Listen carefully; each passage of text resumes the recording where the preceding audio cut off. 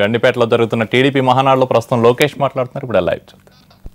అయ్యా అక్కడ కూర్చుంది రాజశేఖర్ రెడ్డి గారు కాదు, ఇక్కడ నుంచింది జగన్మోహన్ రెడ్డి గారు కాదు, ఇది తెలుగుదేశం పార్టీ భరోసా. నేను మిమ్మల్ని అందరినీ ఒకటే అడుగుతున్నా, అధ్యక్షుల వారు ఈరోజు మన్ని అడిగి నేను పార్టీ నడిపించడానికి ఇబ్బంది పడుతున్నా, నాకు ఆర్థిక ఇబ్బందులున్నాయి, ప్రతి కార్యకర్త 500 రూపాయలు ఇవ్వండి అని అడిగితే ఇస్తామా ఇవ్వమా? ఇస్తామా ఇవ్వమా? అట్లా ప్రతి కార్యకర్త ఇస్తే సాయంత్రం లోపల ఆయన ముందల 250 కోట్లు ఇచ్చే శక్తి ఒక తెలుగుదేశం పార్టీకే ఉంది. తెలుగుదేశం పార్టీకి ఉన్న అండగా ఉన్న శక్తి అదొకటే. 54 లక్షల మంది కార్యకర్తలు. గత మహానాడులో అధ్యక్షుల వారికి ఒక ప్రతిపాదన ఇస్తాం జరిగింది.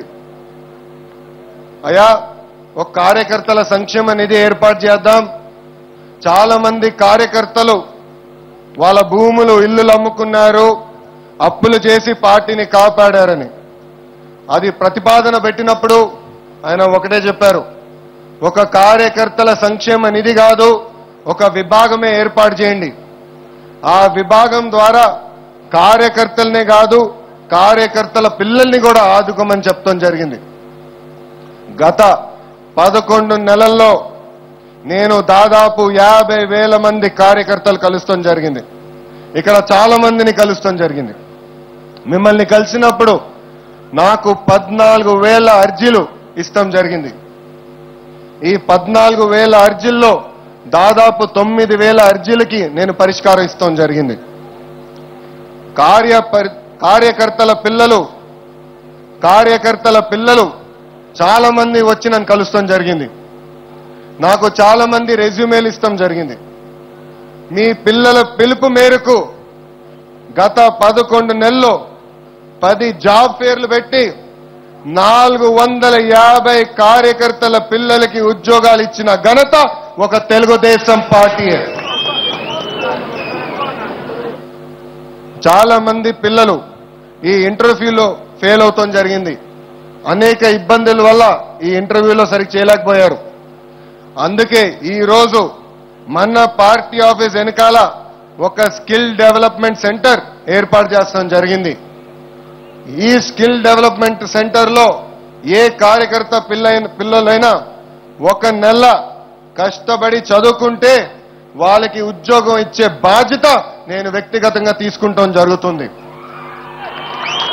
మొదటి బ్యాచ్లోనే దాదాపు 38 కార్యకర్తల పిల్లలకి మనం ఉద్యోగాలు ఇప్పిస్తాం జరిగింది.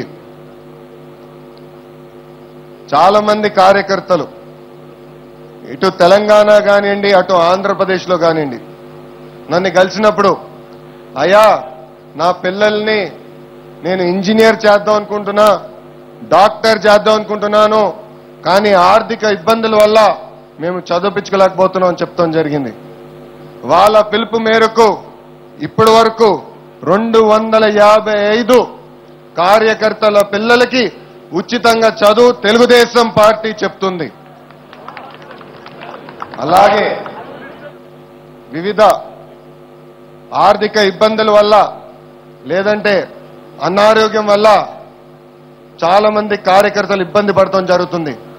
అలాంటి కార్యకర్తలు నన్ను వచ్చి ఆర్థికంగా ఆదుకోండి అన్న కోరటం జరిగింది. ఇప్పటికీ 480 మంది కార్యకర్తల్ని ఆర్థికంగా ఆదుకుంది ఒక తెలుగుదేశం పార్టీయే. ఇంకొక 450 అర్జీలు నా దగ్గర ఉన్నాయి. ఇక్కడ మన పార్టీ పెట్టిన ప్రమాద బీమా పథకం చూసిన తర్వాత ఇటు పక్కన తెరాస పార్టీ పెట్టేదానికి ప్రయత్నించి పడిపోయింది. అటు పక్కన పిల్ల కాంగ్రెస్ ఏమో మర్చిపోయింది. మనం పెట్టిన ప్రమాద బీమా పథకం చూసి ఢిల్లీలో ఈరోజు నరేంద్ర మోడీ గారు కూడా భారతదేశానికే ఒక ప్రమాద బీమా పథకం పెడతాం జరిగింది. ఇప్పటి వరకు దాదాపు 700 మంది కార్యకర్తలు ప్రమాదంలో చనిపోవటం జరిగింది. చాలా దారుణం. 700 మంది. మేము ఈ పథకం పెట్టినప్పుడు ఎప్పుడు ఊహించలా ఇంతమంది చనిపోతారని. ఈ 700 మంది చనిపోయిన దగ్గర ఇప్పటి వరకు దాదాపు 118 కుటుంబాలకి 2 లక్షల రూపాయలు ఇచ్చిన ఘనత ఒక తెలుగుదేశం పార్టీయే. మొన్న నేను రాయలసీమ పర్యటనలో 11 కుటుంబాల ఇంటికి వెళ్తాం జరిగింది. వాళ్ళకు ఒక భరోసా ఇచ్చేదానికి వెళ్తాం జరిగింది. ఇక్కడ నేను కొన్ని విషయాలు చెప్పాలి. ఆ ఇంటికి కొన్ని ఇంటికి నేను వెళ్ళినప్పుడు పైన రేకుల షెడ్. ఆ రేకుల షెడ్లోకి నేను అడుగుపెట్టిన తర్వాత కరెక్ట్గా 5 నిమిషాలు, ఇది నాకు కర్నూలు టౌన్లో, 5 నిమిషాల్లో షర్ట్ చొక్కా కాలర్ నుంచి సాక్స్ వరకు నాకు తడిసిపోయింది. అంత వేడిగా ఉంది. అక్కడ మన అక్క వాళ్ళ మొగుడు చనిపోయారు. ఆమె 6 నెలల గర్భవతి. ఆయన చనిపోయే ముందల ఏం అప్పులు చేశారు ఏముందో ఆమెకి ఏం చెప్పలా. చాలా ఆర్థిక ఇబ్బందులు ఉన్నాయి. మనం ఇచ్చిన 2 లక్షల రూపాయల్లో 1,40,000 అప్పులకే కడతాం సరిపోయింది. అంటే మొగుడు చేసిన అప్పులకి 1,40,000 రూపాయలు ఇస్తాం జరిగింది. వాళ్ళ కుటుంబంలో 2 పిల్లలు ఉన్నారు. వాళ్ళు నన్ను అడుగుతాం జరిగింది, అన్నా మాకు ఇబ్బందులు ఉన్నాయి, ఆయన చనిపోయే ముందర మాకింత అప్పులు నేను తెలీదు, ఎటోగట మీరు మా పిల్లల్ని చదివించాలని చెప్తాం జరిగింది. అది చూసి మన ఇంజనీర్లు, డాక్టర్లు, వీళ్ళ పిల్లలందరూ ఒక ఇంజనీరు డాక్టర్లుగా అవ్వాలనే కోరిక ఉంది వాళ్ళు. అది చూసిన తర్వాతనే అధ్యక్షులు వారితో మాట్లాడి ఆంధ్ర రాష్ట్రంలో చల్లపల్లిలో ఒక ఎన్టీఆర్ మోడల్ స్కూల్ రాబోయే సంవత్సరంలో తెలుగుదేశం పార్టీ మొదలుపెట్టబోతుంది. ఇటు తెలంగాణలో వరంగల్ టౌన్ దగ్గర కూడా ఒక మోడల్ స్కూల్ తెలుగుదేశం పార్టీ పెట్టబోతుంది. ఈ మోడల్ స్కూల్ ద్వారా ఇట్లా కార్యకర్తల పిల్లలు ఎవరైతే ఉన్నా వాళ్ళందరినీ ఆదుకోవాల్సిన బాధ్యత తెలుగుదేశం పార్టీ పైన ఉంది. మీరెవరు అధైర్యపడాల్సిన అవసరంలే.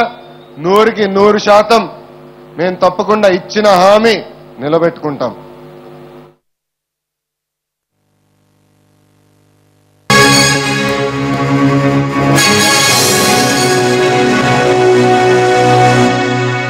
ఇవి నా చేతులు, వీటిలో నేను నా ఫ్యూచర్ని చదవచ్చంటారు కొందరు.